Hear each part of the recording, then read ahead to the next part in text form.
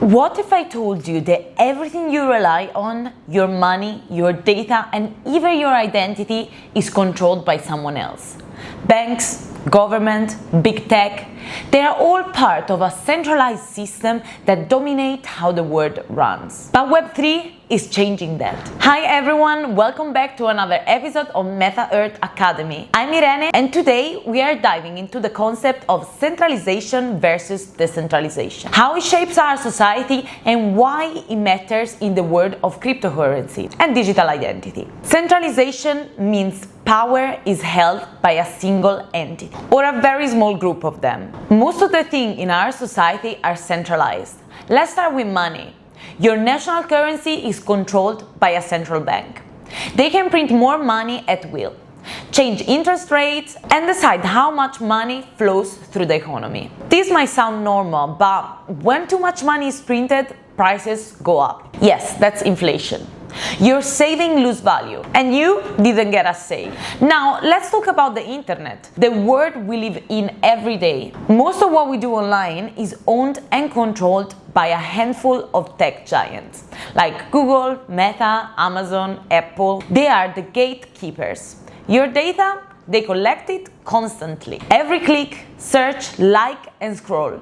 Your content, they host it and can delete it at any time. Your account, they can shut it down without explanation or appeals. Even on platforms like Instagram or TikTok, algorithms decide what you see, who gets prompted, and who gets shadow banned, all without transparency. And you've probably experienced this. You're casually talking with your friend about hiking boots, and suddenly an ad pops up on your phone a minute later. Creepy, right? That's data monetization in action. Centralization means that the power is concentrated and users are expected to trust the system.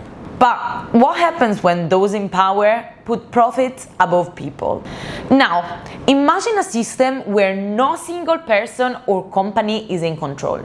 That's decentralization. Thanks to blockchain technology, decentralized systems don't need middlemen. Instead of trusting a central authority, you trust code, math, and a network of users. This is also the whole point of Bitcoin. There's no CEO, no central bank, just an anonymous entity that created it. The rules are written in code. Fixed supply, 21 million coin, no inflation. It's peer-to-peer.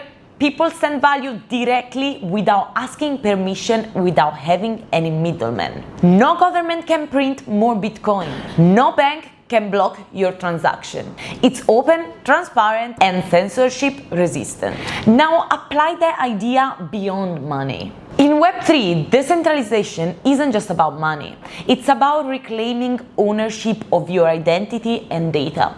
Through blockchain and cryptography, you can now use decentralized applications and own a digital identity and digital asset without handling over your personal data. No central platform holding your files. No need to trust corporations to keep your data safe. In Web3, we have the concept of decentralized identity. Exactly what MetaEarth is building with the Me ID. A self-sovereign digital identity that lets you verify your identity, prove your eligibility, and access services and more without exposing sensitive information. Imagine proving your legal age without uploading your passport, or applying for aid or services across borders, even during conflict or displacement, with a secure identity that you fully control.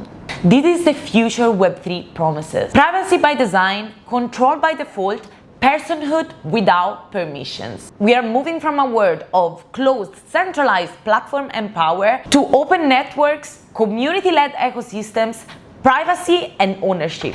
It's not just about crypto, it's about freedom. Decentralization gives us the tool to build a more equal internet and a more equal economy for everyone. From Bitcoin to MetaEarth, the movement is growing, but it's still early. And understanding the difference between centralized and decentralized is your first step in joining the next evolution of the web. So what do you think about all of this? Let us know in the comments and subscribe to MetaEarth channel for more crypto education. See you in the next video.